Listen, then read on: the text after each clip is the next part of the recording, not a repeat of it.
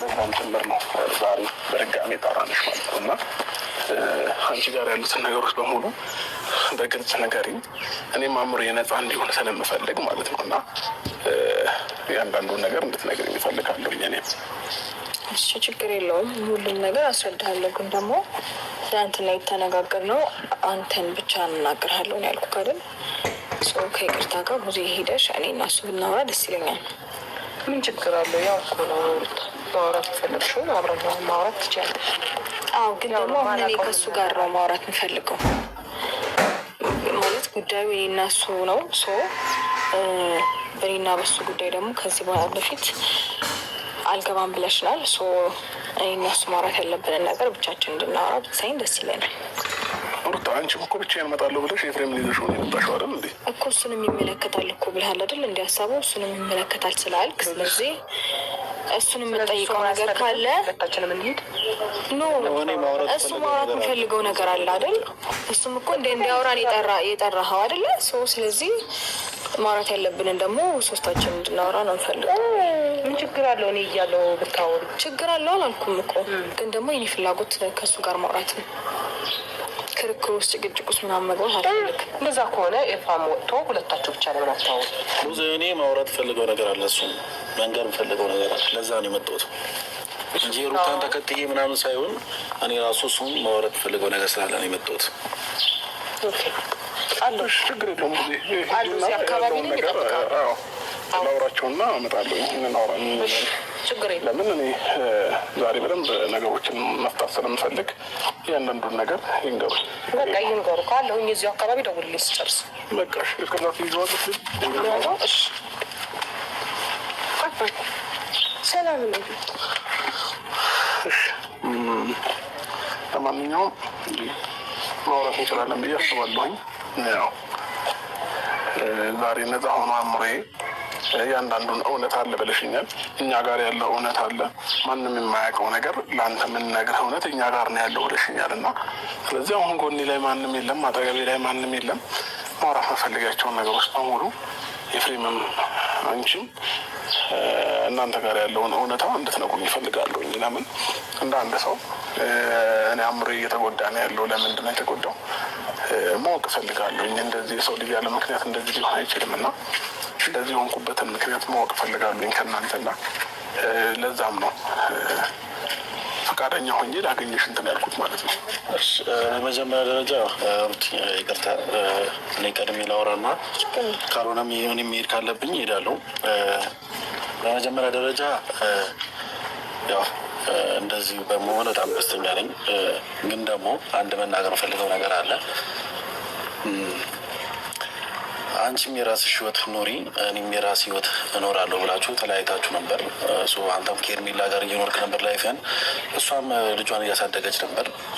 ግን ደግሞ በመሀል ራስን ቤት አንኳክተህ ከአንቺ ጋር መሆን እፈልጋለሁ፣ ልጃችንን አብረን ማሳደግ እፈልጋለሁ ብለህ በመጀመሪያ ደረጃ ቤቷ አንኳክተህ የመጣው አንተ ነህ።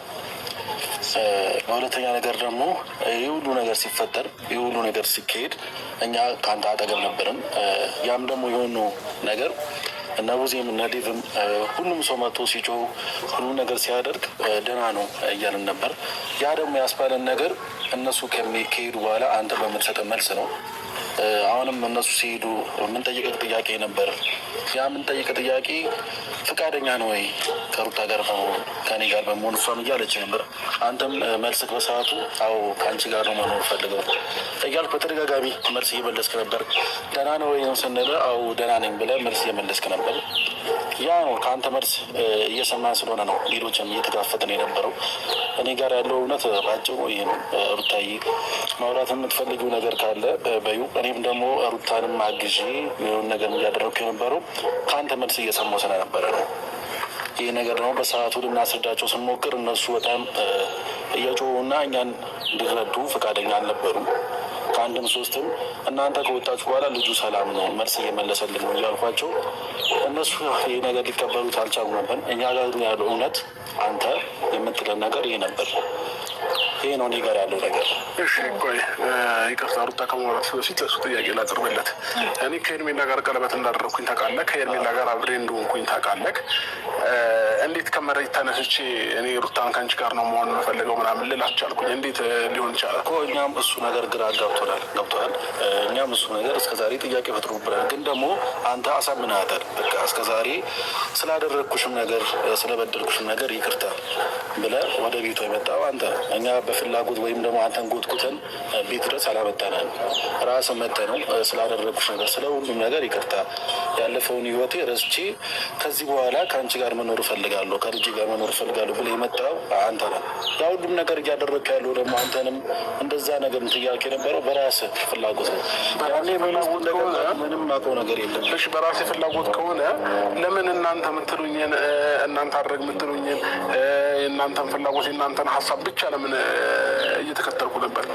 ለዚህ ጥያቄ መልሳለህ? ቆይ አንቺ ታወሪያለሽ የራስሽን፣ ለእሱ ልጠይቀው። መልሳለህ ለዚህ ጥያቄ? ሁሉም ነገር መልሳለኝ። በመጀመሪያ ደረጃ ሁሉም ነገር መልሳለኝ።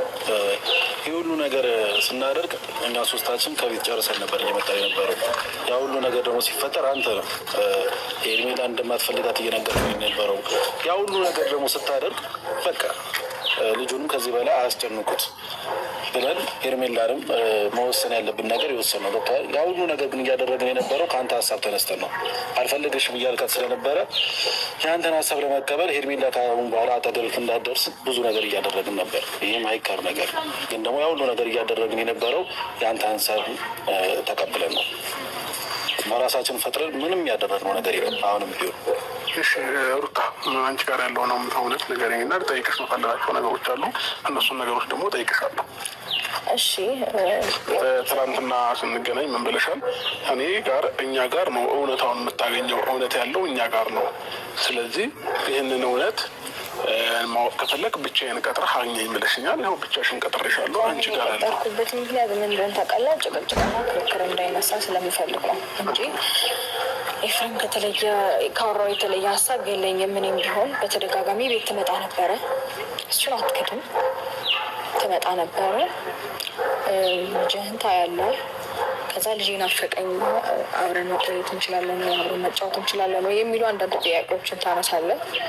ቀስ በቀስ እየመጣ ስትመላለስ ማይሆን ማለት ላይክ በቃ እኔና አንቺ አብረን ብንሆን ምናምን የሚሉ ጥያቄዎችን የመጠየቅ ሀሳቦች ነበሩ።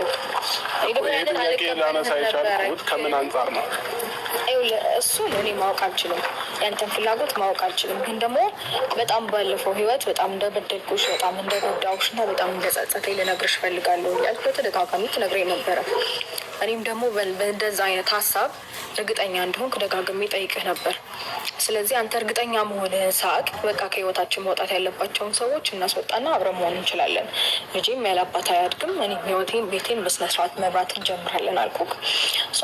በአንተ ሀሳብ ተነስተን ነው በኮንፊደንስ ሌሎቹን ሰዎች ከኛ ህይወት ማስወጣት የጀመርነው።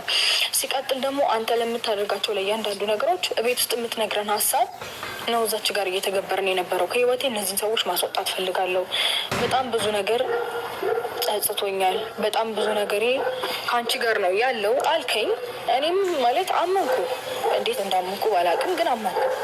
ዛሬ እንደዚህ አይነት ነገር ይፈጠራል ኤክስፔክት ባላደርግም አመንኩ። በቃ ይቅርታ ጠየቅከኝ። ይቅርታ የማይመልሰው ይቅርታ የማይሽረው ነገር የለም ብዬ ይቅርታን ተቀበልኩኝ። ልጅም ያላባት ፍቅር ከምናደግ እቤት ውስጥ አብረን ከኖር ልጃችንን ብናሳድግ የተሻለ ነው የሚለውን ሀሳብ ይዤ ከአንተ ጋር ሆንኩኝ። ከዛም እንግዲህ ሄርሜላንም በቃ ከኛ ህይወት መውጣት እንዳለባት እና አንተም በቃ ከዚህ በኋላ መኖር እንዳለብን ስትነግረኝ እኔም ለእሷ አብረን ሄደን አንተም ብትሆን አብረን ሆነን ከኛ ህይወት እንድትወጣ ነገርናት። ይሄ ነው እንግዲህ ሀሳቡ እንጂ ከዚህ የተለየ ግራ ይገባኝ።